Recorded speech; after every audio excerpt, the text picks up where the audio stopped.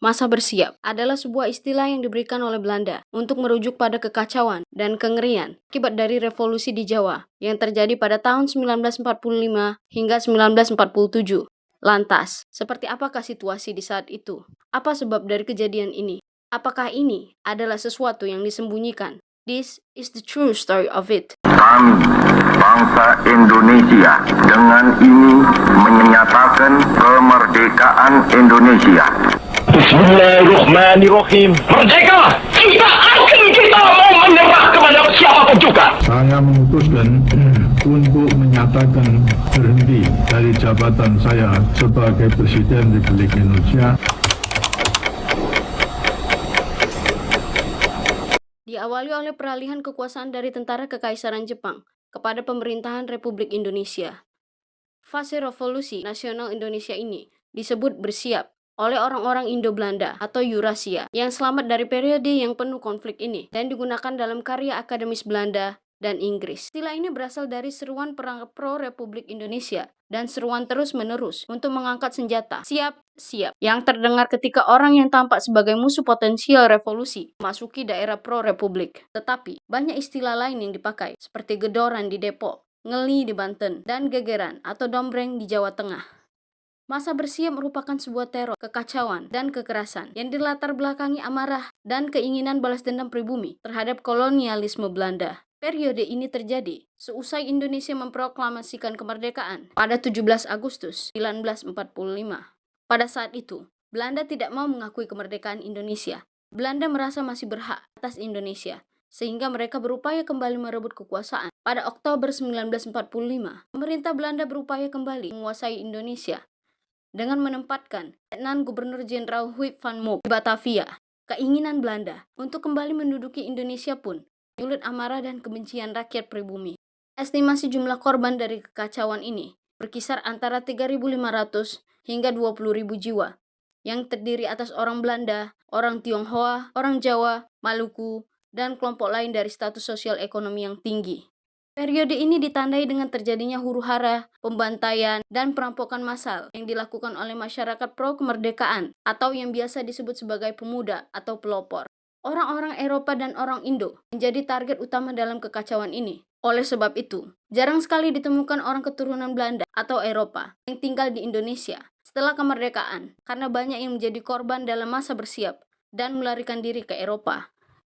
Sebagai akibat dari perang saudara di Tiongkok Daratan, sebagian besar orang Tionghoa kaum kanan waktu itu banyak yang mendukung Partai Kuomintang yang juga pro-Belanda. Secara otomatis tidak mengakui kemerdekaan Indonesia, sehingga mereka juga ikut menjadi korban dari masa tersebut. Awal masa ini bermula dengan dijarah dan dirampoknya Depok pada tanggal 9 Oktober 1945.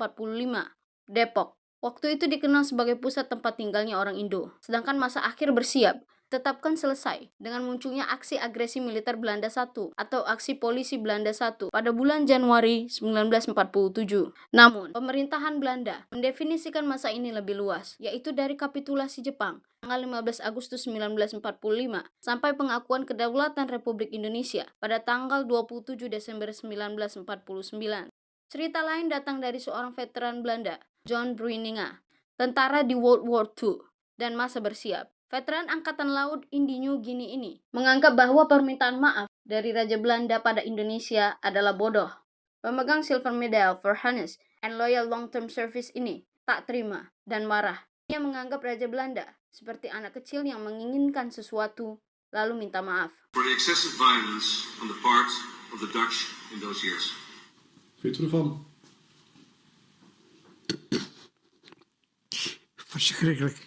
Mijn koning, die zich verontschuldigt voor de daden van ons die wij daar gepleegd hebben, terwijl de daden van de Indonesiërs nog veel erger waren, verdedigd. Ik heb alles verloren wat ik lief heb. Godverdomme. We zijn vechters die voor jou opgekomen zijn in het koloniaal Nederlands-Indië. Om alleen maar datgene terug te brengen wat jij graag wil. En is dit de dank dat de koning als een kleine jongen excuses aanbiedt? Dat is een steek in de rug voor onze Indische Nederlanders en Molukkers. Want die hebben op een gegeven moment alles gedaan. De Indonesiër is helemaal niet bezig met die oorlog. Hij zegt Sing wis, jo wis.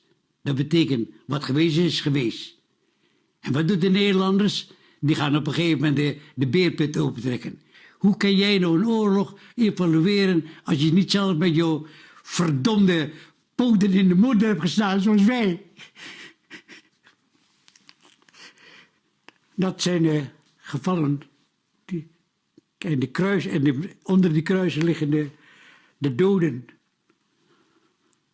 39 jaar, 33 jaar.